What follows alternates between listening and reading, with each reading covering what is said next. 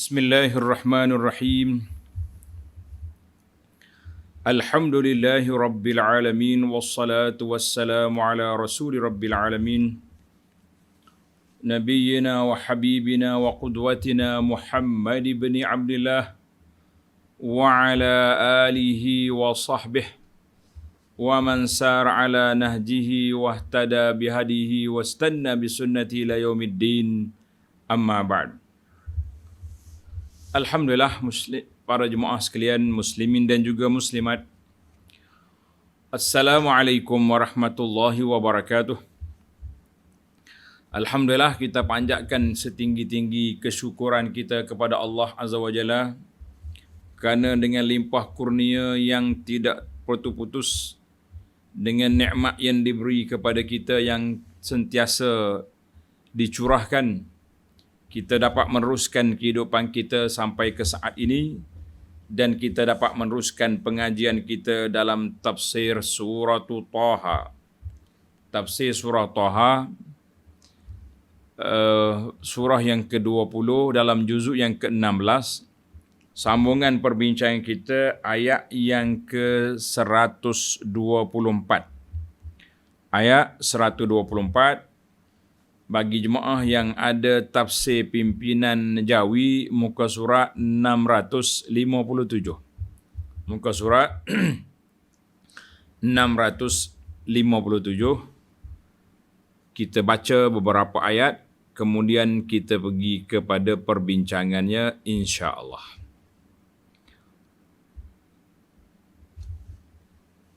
أعوذ بالله السميع العليم من الشيطان الرجيم ومن أعرض عن ذكري فإن له معيشة ضنكا ونحشره يوم القيامة أعمى قال رب لم حشرتني أعمى وقد كنت بصيرا قال كذلك أتتك آياتنا فنسيتها وكذلك اليوم تنسى وكذلك نجزي من أسرف ولم يؤمن بآيات ربه ولعذاب الآخرة أشد وأبقى. Ayat kita ni ayat yang ke-124. وَمَنْ أَعْرَضَ عَنْ ذِكْرِي فَإِنَّ لَهُ مَعِيشَةً ضَنْكًا. Dan sesiapa yang berpaling engkar dari ingatan dan petunjukku. Mana orang ni tak mau ikut petunjuk Al-Quran yang telah diturunkan oleh Allah Azza wa Jalla kepada Nabi sallallahu alaihi wasallam dan kepada umatnya, apa jadi? Maka sesungguhnya adalah baginya kehidupan yang sempit. Baginya kehidupan yang sempit. Itu atas dunia. Masuk dalam kubur sempit. Kemudian di akhirat nanti ada tambahan lagi. Wa nahsyuruhu yaumal qiyamati a'ma. Wa nahsyuruhu yaumal qiyamati a'ma. Kami himpunkan dia pada hari kiamat dalam keadaan buta. Allahu Akbar. Dalam keadaan buta. Atas dunia ni, kehidupannya sempit. Bagaimana makna sempit kehidupan tu, kita tengok kepada penjelasan para alim ulama kita. Baik para jemaah sekalian, munasabatul ayat. Munasabah ayat ini, bagaimana dia punya munasabah?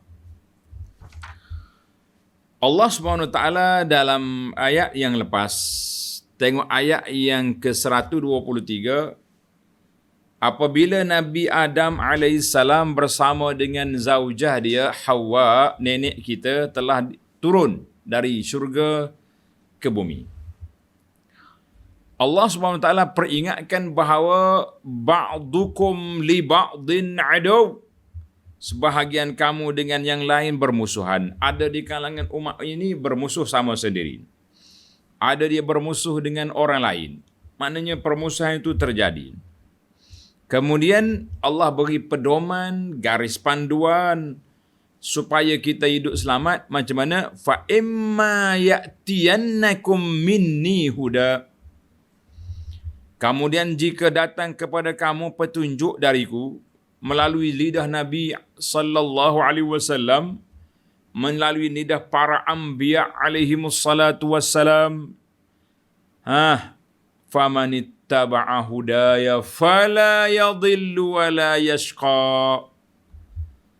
Maka sesiapa yang mengikuti petunjukku itu, nescaya ia tidak akan sesat dan ia pula tidak akan menderita azab sengsara.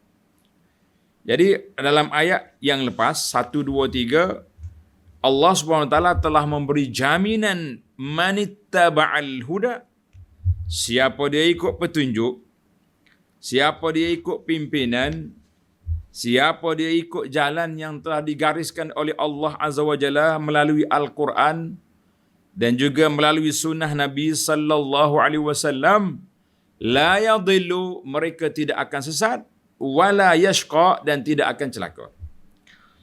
Nabi sallallahu alaihi wasallam juga telah bersabda dalam Hajjatul Wada ketika memberi ucapan akhir dalam perhimpunan agung. Ketika baginda sallallahu alaihi wasallam melakukan haji, baginda sallallahu juga telah memperingatkan, aku telah tinggal kepada kamu dua perkara. Kamu tidak akan sesat selagi kamu berpegang kepada dua sumber utama ini, iaitulah kitab Allah wa sunnati. Kitab Allah, Quran dan sunnah aku. Alhamdulillah. Maka pada ayat ini Allah bagi amaran atba'ahu bil wa'idi fi man a'rada. Allah bagi ikuti dengan amaran, peringatan keras bagi orang yang lari dari landasan Quran dan sunnah Nabi sallallahu alaihi wasallam. Barulah sampai kepada ayat kita, faqala ta'ala wa man a'rada an zikri, dan sesiapa yang berpaling engkar dari ingatan dan petunjukku. Apa dia ingatan dan petunjuk ini? Maka apa jadi kepada orang itu? Fa inna lahu ma'isyatan dhanka, maka sesungguhnya Allah baginya kehidupan yang sempit.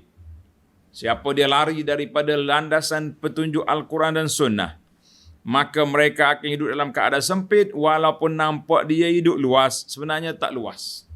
Sempit bagi dia.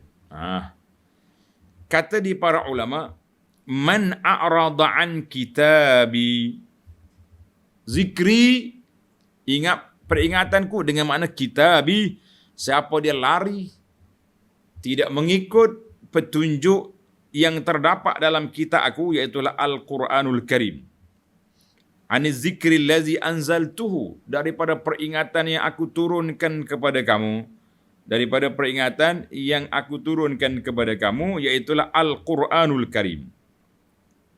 Al-Quranul Karim itu dia panggil peringatan yang paling besar yang Allah anugerahkan kepada kita, dan dia menjadi al-mu'jizatul khalidatu, mukjizat yang agung yang berkekalan.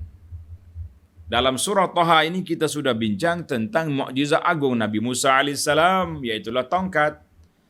Kemudian diikuti dengan tangan, tapi dua-duanya sudah tidak ada. Tongkat Nabi Musa sudah tidak ada, yang adanya orang buat cerita. Ini tongkat Musa, ini tongkat Musa. Ada orang bagi satu kayu. Dia panggil kayu balut. Kayu balut. Waktu sana budak-budak dulu, kata kayu balut ni kayu apa? Dia kata kayu tongkat Nabi Musa. Ada kayu ni, oh kita tak ada lah. Benda-benda binatang tak masuk itu. Kita kata sudah jadi benda lain, khurafat sudah jadi. Sebab apa sih dia percaya kepada kayu tersebut? dia tidak percaya kepada keagungan Allah Azza wa Jalla. Dia kata, kita percaya agung Allah tapi kayu ni salah. Kita kata itu semua tu perkara-perkara yang tidak baik dalam kepercayaan kita. Jangan duduk main benda tangkal azimat macam ni. Para penjual tu dia pandai. Dia pandai, dia cari dia punya orang duk jual macam-macam lah. Kan? Ini tongkat Musa, ini bahtera Nabi Nuh lah.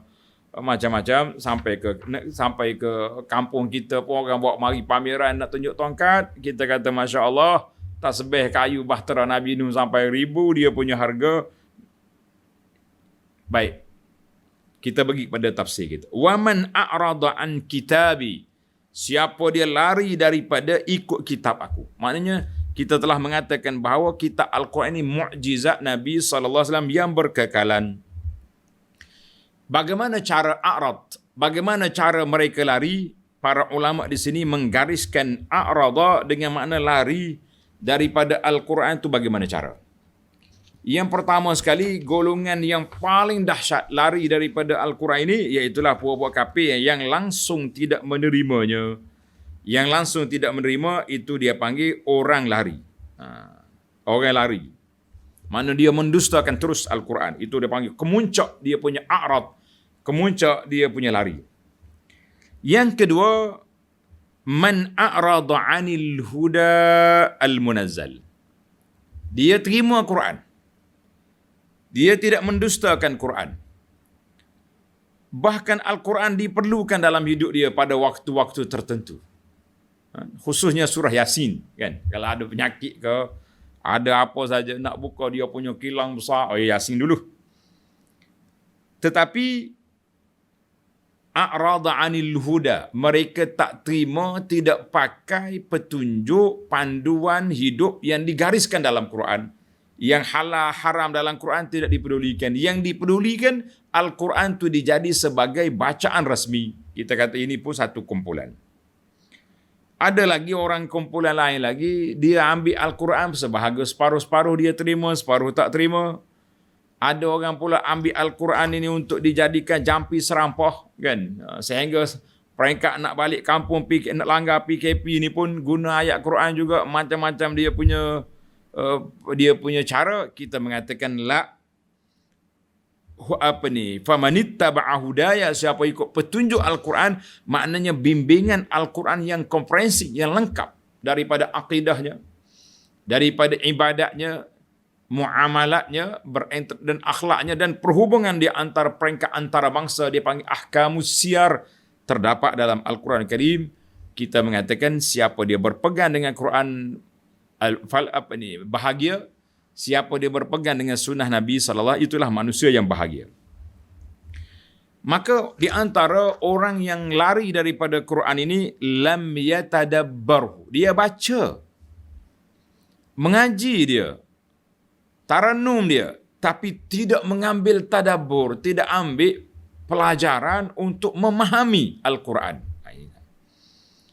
Dan walam ya'mal bima fihi, dia tidak beramal dengan apa yang terdapat dalam Quran.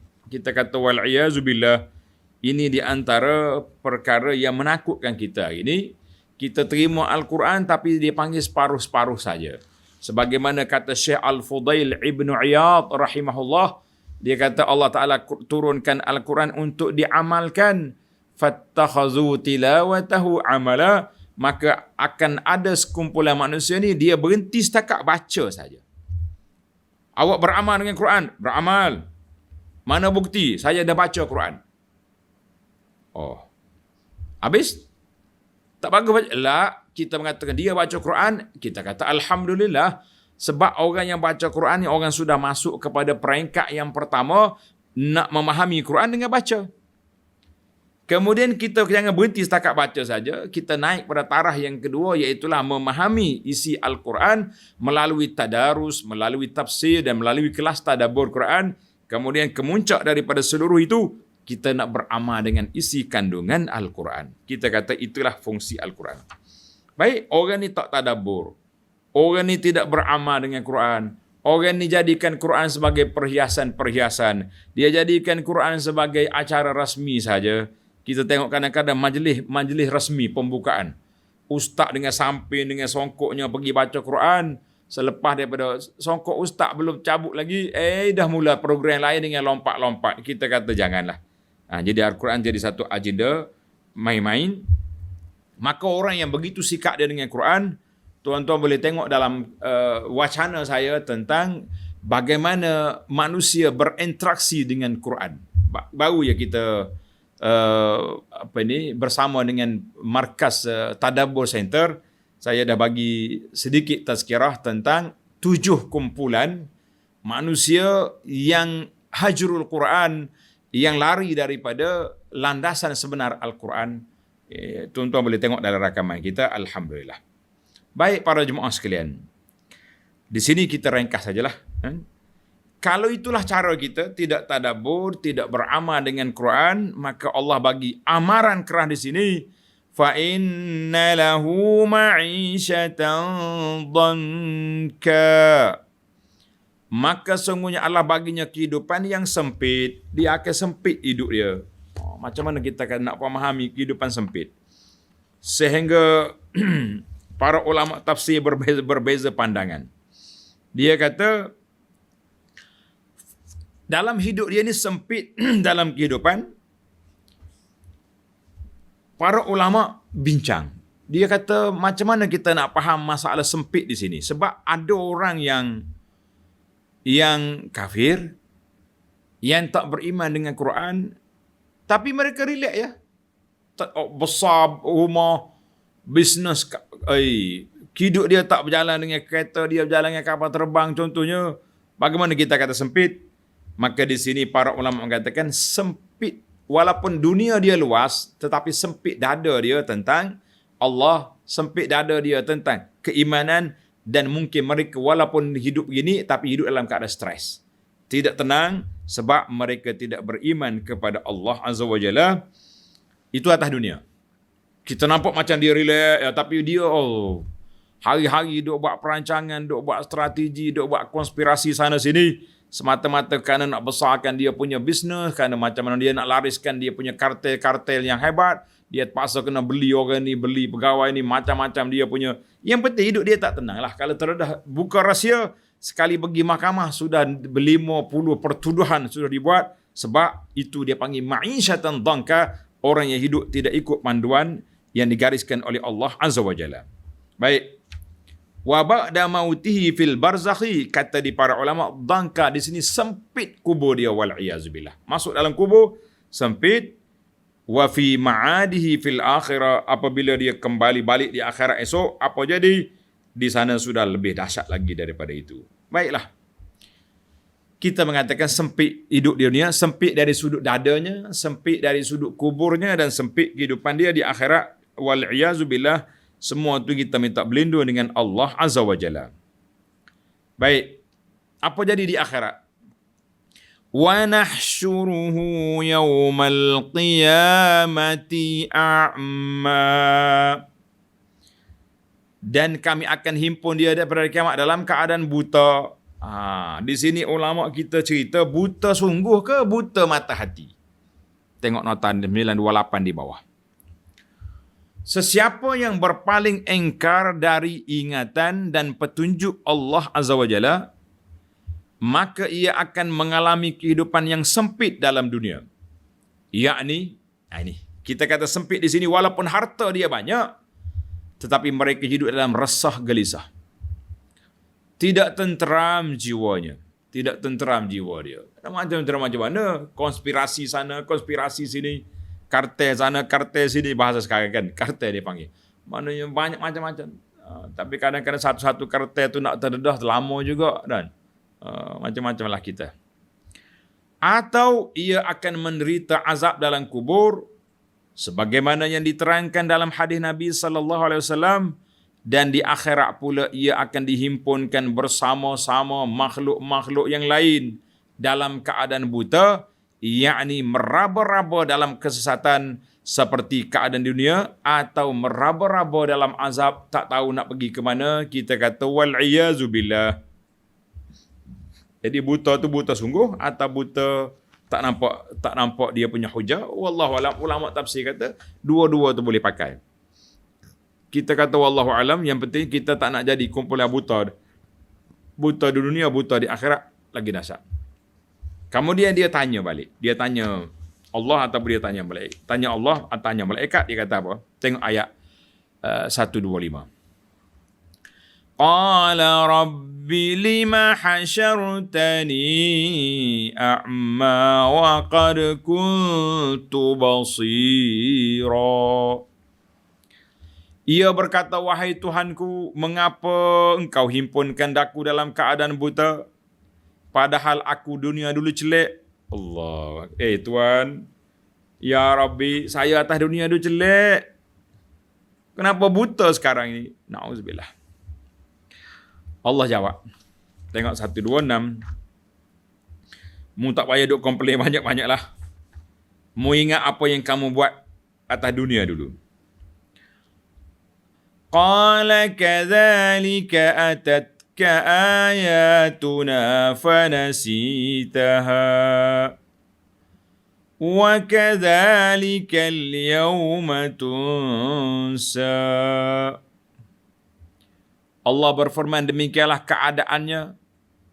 Telah datang ayat-ayat keterangan kami kepada kamu. Tuhan kata, aku bawa dah ayat-ayat aku. Nabi baca kepada kamu. Para pendakwah sampaikan kepada kamu. Fataraktal iman. Kamu tak beriman. Ini yang paling kemuncak, yang paling tinggi sekali. Kamu tidak beriman. Bagi orang yang sudah beriman, kamu juga tarkut tadabbur, tidak bertadabbur.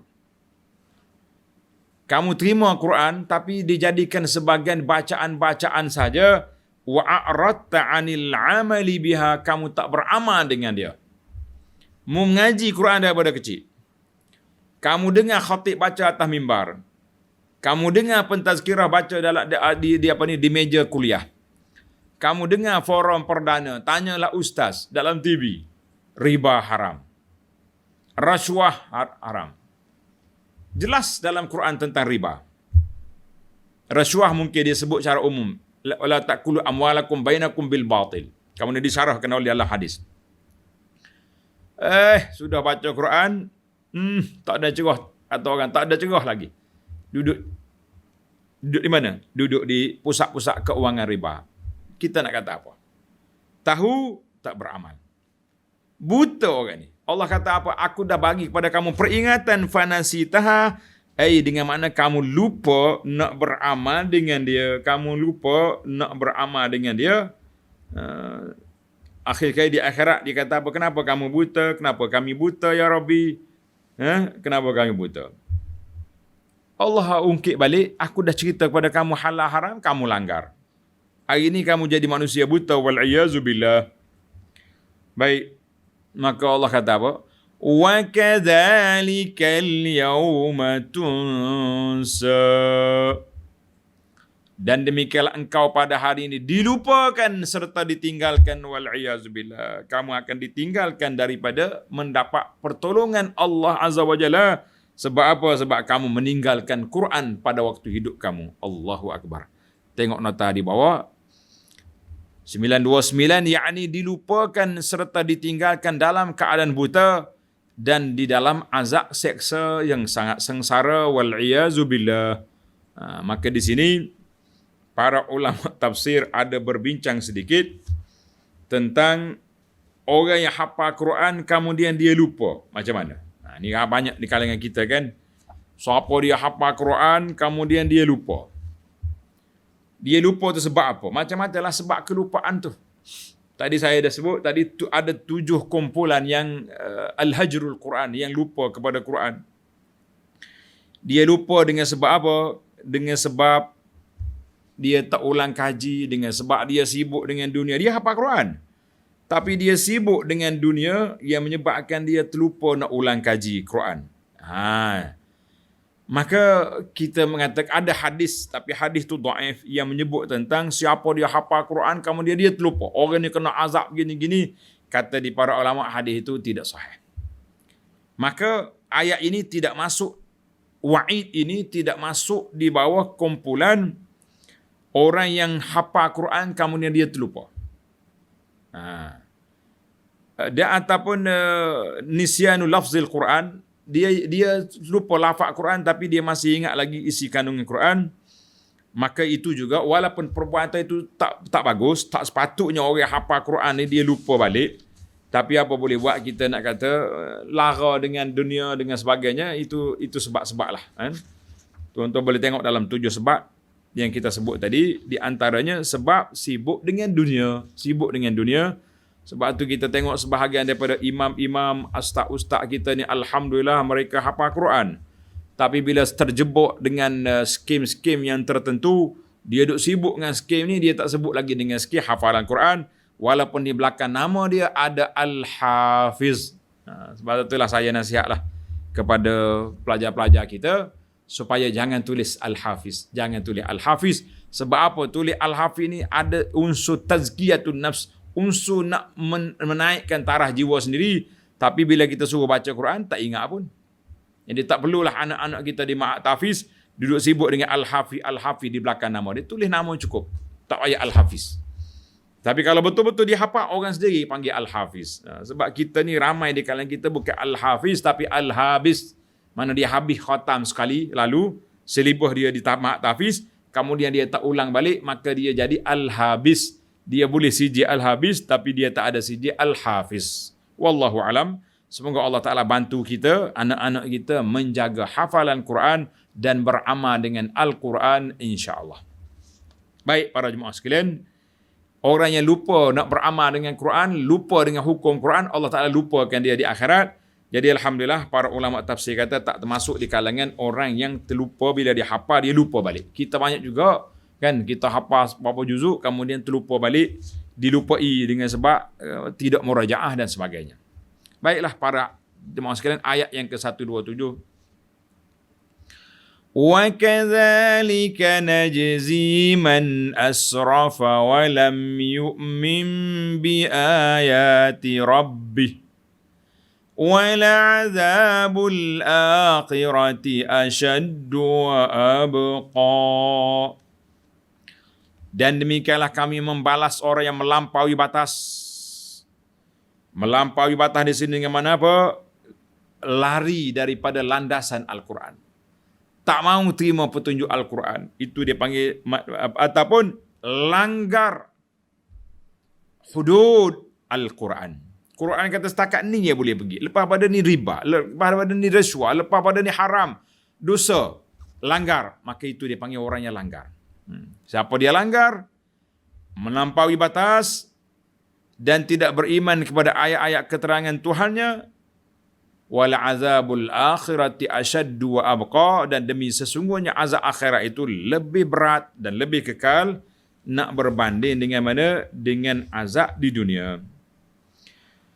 Allahu akbar para jemaah kita. Jadi kita fahamlah apa yang disebut oleh ulama tafsir di sini, bahawa masuk ma'isyatan dhanka, sempit di situ, tak semestinya dia miskin, tetapi sempit di sini dengan makna apa? Dengan makna hidup tak tenang. Hidup tidak tenang. Orang yang berpaling daripada Al-Quran termasuk dua kumpulan. Kumpulan kafir terus dan kumpulan yang beriman tapi melakukan maksiat. Walaupun sudah ada Al-Quran dalam jiwa dia, dia sudah tahu halal haramnya, tapi masih lagi dengan melanggar perintah Allah Azza wa Jalla. Baik, kita pergi kepada ayat yang seterusnya, ayat 128. Afalam yahdi lahum kam ahlakna qablahum minal qurun yamshuna fi masakinihim inna fi dhalika la ayatin li ulin nuha. Ayat ini Allah SWT peringatkan kepada kita tentang bahayanya kumpulan yang tidak mengambil pengajaran. Kita tengok umat dulu telah dibinasakan.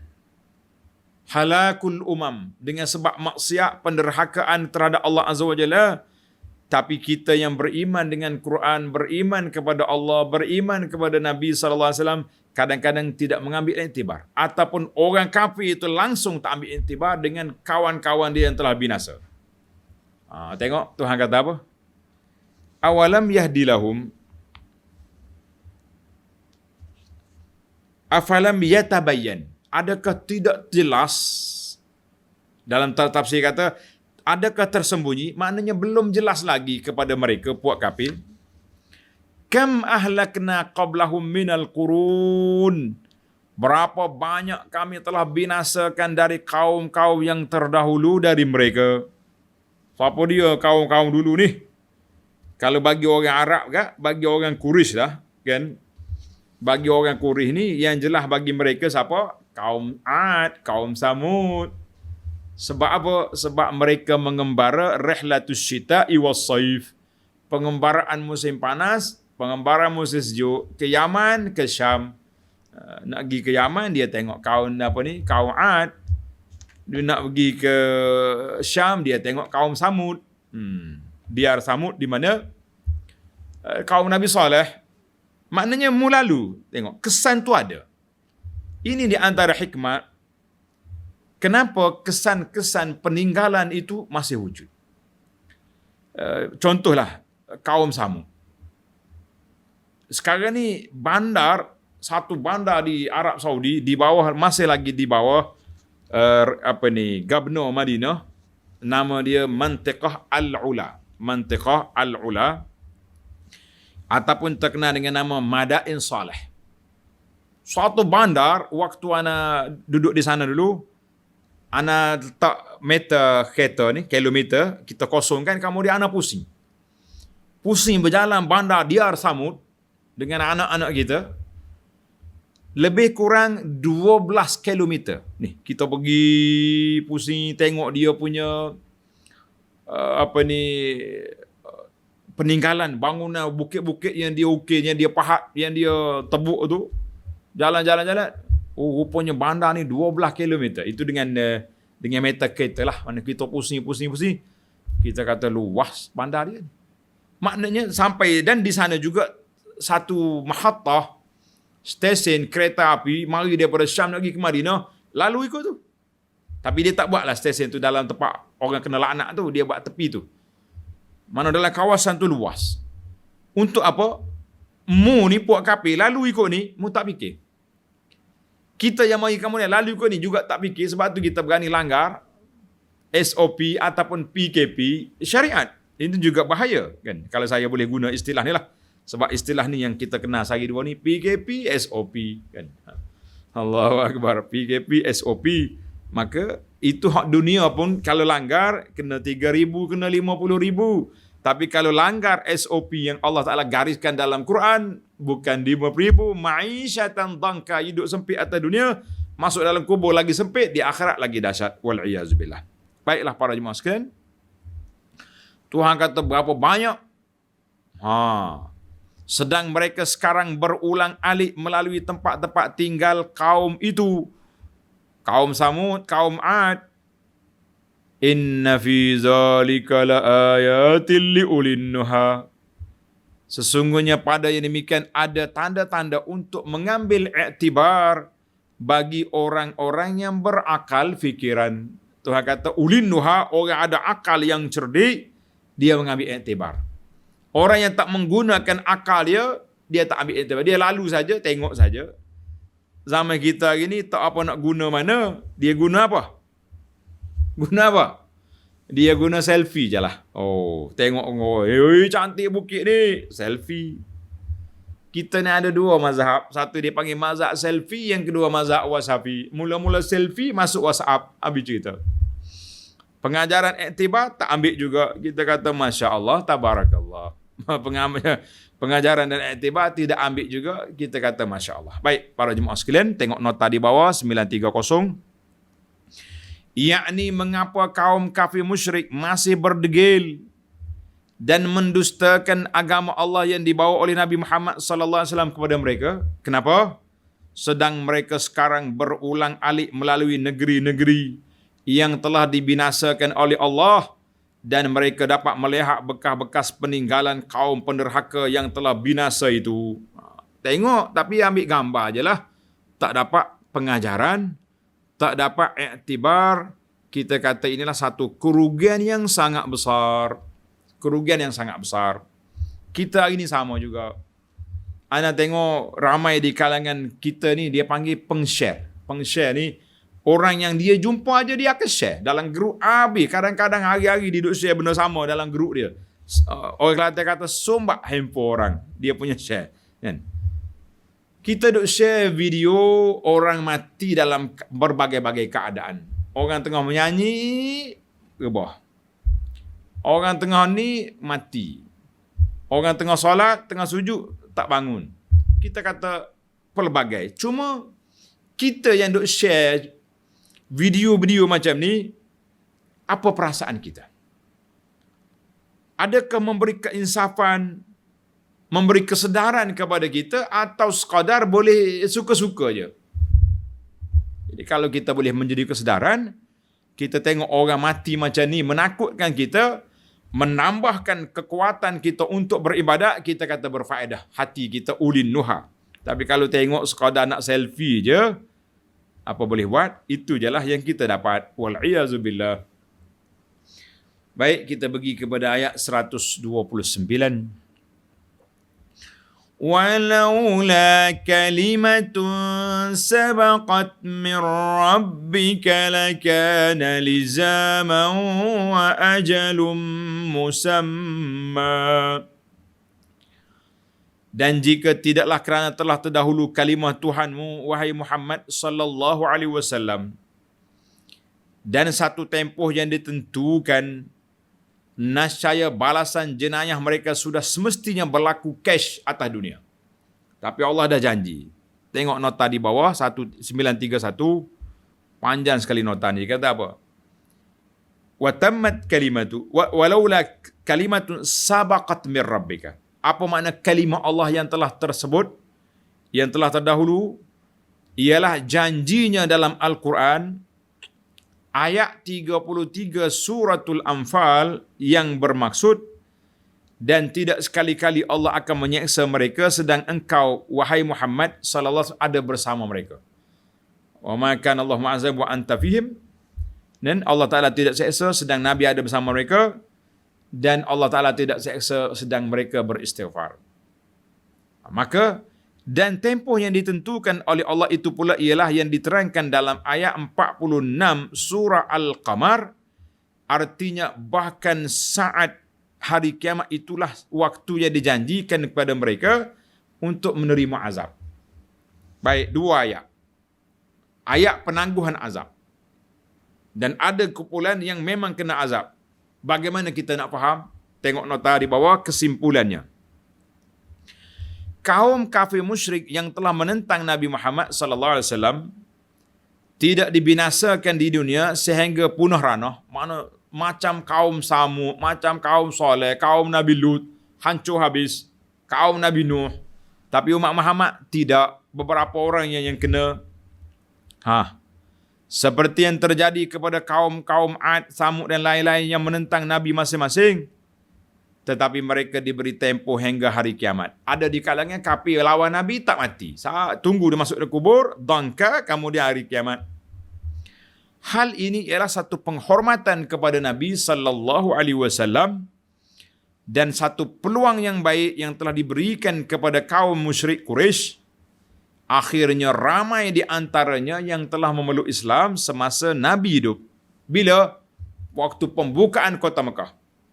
Ramadan tahun yang ke-8. Iza ja'a nasrullahi wal fath wa ra'aitan nas yadkhuluna fi dinillahi afwaja. Bila Allah Ta'ala buka, berduyun-duyun habis kafir masuk Islam waktu Nabi kita hidup.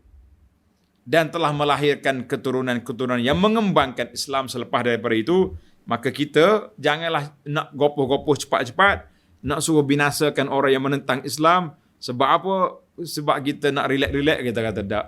Allah bagi tempoh, biarlah mereka mendapat faedah daripada tempoh itu. Mudah-mudahan mereka insaf, mudah-mudahan mereka kembali kepada Islam, insya-Allah. Baik, ayat terakhir kepada perbincangan kita pada kali ini. Ayat 130. fasbir ala ma yaqulun wasabbih bihamdi rabbika qabla tulu'is syamsi wa qabla ghurubiha wa min ana'il laili fasabbih wa atrafan nahar la'allaka tarda. Oleh itu bersabarlah wahai Muhammad sallallahu alaihi wasallam akan apa yang mereka katakan. Apa puak kafir tak katakan Nabi, semua dia kata. Berbagai-bagai tuduhan, ahli sihir lah, penyair lah, macam-macam dia tuduh, kita pun tak nak ulang balik lah. Majnun lah, macam-macam dia katakan Nabi. Allah kata apa? Sabar. Fasbir, sabarlah. Biar dia bercakap. Lidah tak bertulang. Zaman kita ini Facebook tak ada lesen. WhatsApp terbuka. Tulislah mu nak tulis apa pun. Tapi tanggungjawab depan Allah Azza wa Jalla. Dan beribadahlah dengan memuji Tuhanmu sebelum matahari terbit dan sebelum terbenam. Mana Allah ajar kepada kita supaya jangan duduk sibuk sangat dengan kerana puak-puak penentang Islam. Kamu teruskan beribadat pada waktu pagi sebelum matahari terbit, yakni solat subuh. Sebelum matahari terbenam, solat asar. Kalau sudah terbenam, jadi maghrib.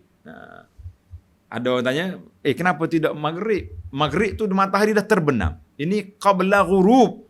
Sebelum ghurub itu solat asar. Maka dua solat ni besar di sisi Allah Azza wa Jalla, subuh dengan maghrib. Wa min ana'il lail, dan beribadatlah pada saat-saat dari waktu malam. Bila? Maghrib dengan apa? Dengan Isya. Dan pada sebelah siang, wa atrafan nahar, pada sebelah siang kita ada satu lagi. Apa dia satu lagi? Zuhur. Itu dipanggil waktu solat kita sudah ada. Masya Allah, tabaraka. Jadi semua waktu sudah disebut. Apa kita nak? La'allaka tarda. Masya Allah. Supaya engkau redha dengan mendapat sebaik-baik balasan. Artinya kita kena salat 5 waktu. Tengok nota di bawah dulu. Nota 932. Yakni oleh kerana kaum kafir musyrik yang degil itu telah ditetapkan masanya untuk menerima balasan buruk, maka janganlah engkau hiraukan cercaan mereka. Pedulikan. Dia kata awak tak dengar aja. Kalau kita dah ikut kerana dia, kita apa pening. Sebaliknya beribadatlah dengan mengerjakan salat 5 waktu dan amal-amal bakti yang lain. Jadi Allah Ta'ala letak salat kita ni ikut matahari. Kalau ibadat lain ikut bulan. Kita puasa sekarang ni, bulan Ramadan. Kita pergi haji nanti, bulan Zulhijjah, 9 Zulhijjah. Tapi kita salat, tak ada Zulhijjah, tak ada Muharram, tak ada apa. Naik je terbit fajar, subuh. Matahari di tengah langit, zuhur. Matahari sebelum ghurub, asar. Dah maghrib, isya, 5 waktu bersifat harian. Sebab tu ibadat yang bersifat harian, maka Allah Ta'ala beri kepada kita ikut matahari. Sebab matahari dia bergerak harian. Bulan sebulan. Baik para jemaah sekalian, tengok, jangan engkau menaruh hati ayat tadi. Sebaliknya beribadatlah dengan mengerjakan sembahyang 5 waktu dengan amal-amal bakti yang lain, supaya engkau berjaya mencapai kejayaan dunia dan di akhirat yang engkau harapkan itu. Kita kata insya-Allah itulah harapan kita. Allah SWT akan beri kepada kita yang terbaik. Jadi para jemaah sekalian, ayat ini juga mengajar kepada kita jaga waktu solat dan jaga zikir pagi dan petang. Wasabbih bihamdi rabbika qabla tulu'is syamsi wa qabla ghurubiha, dan juga setiap waktu ada zikir. Apa dia ada zikir? Sekarang ni selepas solat subuh kan? Lepas solat subuh. Selepas solat subuh kita tidak ada lagi solat sunat. Solat sunat malam tadi, tahajud, witir, sudah ada.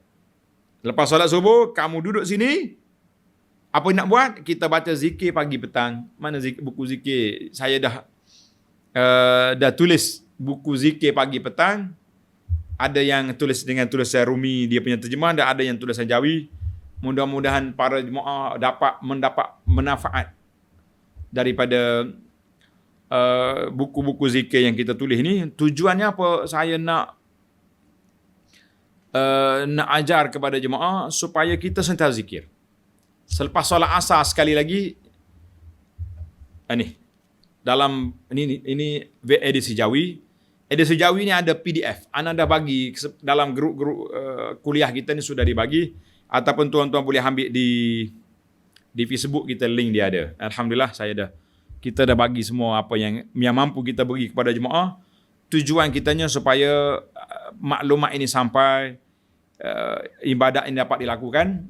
Maka sekali lagi, selepas solat asar tidak ada solat sunat. Sebab apa? Sebab waktu itu waktu kita berzikir. Jadi tuan-tuan dan puan-puan, zikirlah pada waktu pagi, zikirlah pada waktu petang. Mudah-mudahan kita akan selamat insya-Allah di dunia, dan kita selamat juga di akhirat nanti. Kita dapat apa? Mendapat kasih sayang Allah Azza wa Jalla. Baik para jemaah sekalian, insya-Allah kita akan sambung lagi perbincangan kita yang seterusnya dalam siri yang berikut, bermula daripada ayat 131. Wala tamuddanna ainaika ila ma matta'na bihi. Insya-Allah perbincangan kita dalam siri yang akan datang, mudah-mudahan ada manfaatnya, dan kita khatam surah kita ini di akhir Ramadan. Kita kata alhamdulillah. Subhanakallahumma wa bihamdika asyhadu an la ilaha illa anta astaghfiruka wa atubu ilaik. Wa sallallahu ala nabiyyina Muhammad wa ala alihi wa sahbihi ajma'in walhamdulillahi rabbil alamin.